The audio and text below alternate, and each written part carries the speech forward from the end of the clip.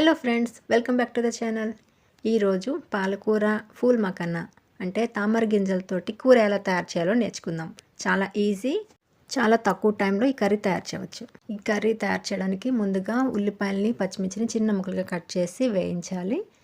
ఉల్లిపాయలు బాగా వేయించిన తర్వాత ఇందులోకి మసాలా అనేది వేయాలి. మసాలా గురించి అల్లం, వెల్లుల్లి, ధనియాలు, జీలకర్ర, లవంగాలు, యాలకులు, దాల్చిన చెక్క ఇవన్నీ కూడా మెత్తగా నూరి తయారు చేసిన పేస్టు. ఇవి కూడా బాగా వేయించిన తర్వాత పాలకూరని అనేది వేయాలి. పాలకూరని బాగా కడిగి వేడి నీటిలో కొంతసేపు ఉంచి తర్వాత చల్లారనిచ్చి ఇలాగ మెత్తగా గ్రైండ్ చేయాలి. తర్వాత వేయించిన ఉల్లిపాయ మసాలాలోని ఈ పాలకూరను కూడా వేసి ఒక 2 మినిట్స్ ఉడికించాలి. పాలకూర డైలీ తినడం వల్ల చాలా హెల్త్ ప్రాబ్లమ్స్ అనేవి తగ్గుతాయి. ముఖ్యంగా పాలకూరలోని vitamin A, vitamin C, vitamin K ఉన్నాయి. అలాగే మెగ్నీషియం, కాల్షియం, ఐరన్, తక్కువ క్యాలరీస్ ఉన్నాయి.